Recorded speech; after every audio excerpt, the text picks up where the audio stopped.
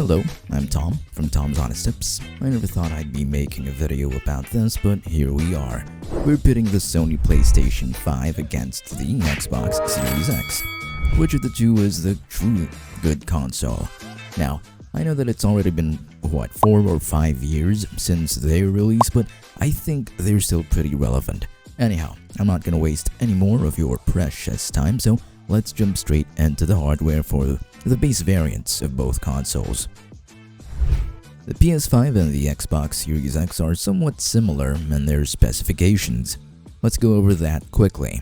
The PS5 has an 8-core 3.5 GHz AMD Zen 2 CPU, and the same goes for the Xbox Series X, but it's clocked only ever so slightly higher at 3.8 GHz. They also both use a custom AMD RDNA 2 for their GPUs, and the main difference being that the PS5 has 36 compute units clocked at 2.23 GHz, while the Xbox Series X has 52 compute units clocked at a lower 1.8 GHz.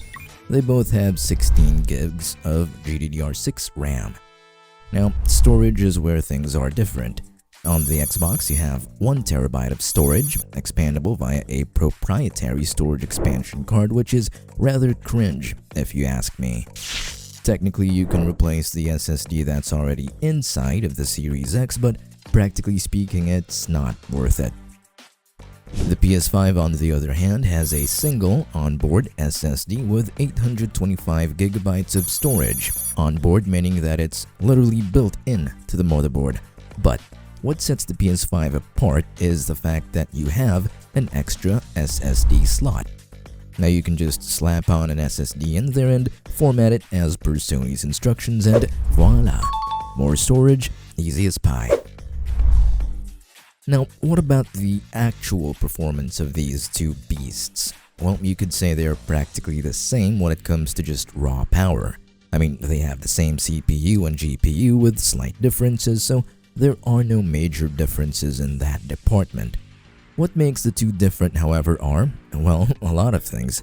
Now, when it comes to ports, the Xbox has one USB port in front, 2 more USB ports at the back, an Ethernet port, an HDMI port, and the proprietary storage expansion port.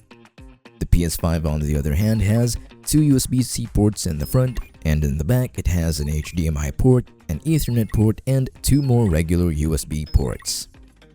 I think the controllers are something that we also have to discuss. The PS5's controllers have their own built-in batteries, which you can charge via USB-C if you ever need to, and then we have the Xbox's controllers. It still uses 2 AA batteries. I mean, what?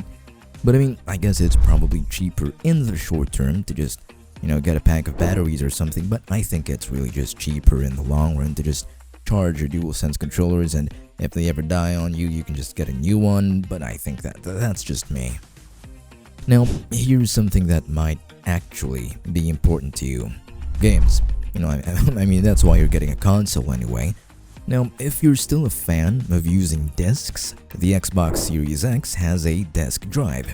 Of course, that's for the regular Xbox Series X, but Microsoft has recently released a digital-only version of the Xbox Series X. Of course, the digital-only version will cost less. For the most part, I think it's not that necessary to buy games on discs, but with the way the game industry is going, I think I'd rather physically own games than digitally rent them. Whatever. Microsoft also has Game Pass, which I think is more extensive and expanded compared to PS Plus. Game Pass has tons of different games, all the way from the OG Xbox. That also means that the Series X has amazing backwards compatibility, again, with games all the way from the OG Xbox. The PS5, on the other hand, does not have a disk drive natively. You can get an add-on for a disk drive, but that's more money. There are also PS5s with the hard drive bay already installed, but again, more money. Just like the Xbox, the PS5 has an equivalent to the Game Pass, which is PS Plus. It's essentially just like Game Pass, but it doesn't really have as much games as Game Pass. It doesn't have day one games, and it has limited backwards compatibility, but it's still there. However, Sony more than makes up for that with really good games. That's just objectively speaking. Sony has really good studios.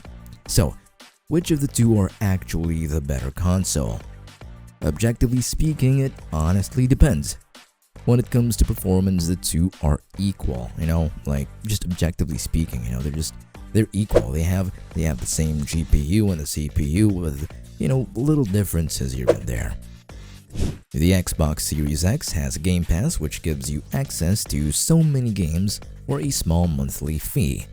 The PS5 has PS Plus, which has lesser games, but those games are usually of very good quality. But that's not to say that the Xbox doesn't have great games as well, it's just that Sony, usually has better games. Now, when it comes to price, the Xbox costs about $500 practically speaking. The PlayStation 5 alternatively costs $400-ish, and that's without the disk drive add-on will cost an additional $100+, so it might actually be more expensive than the Series X.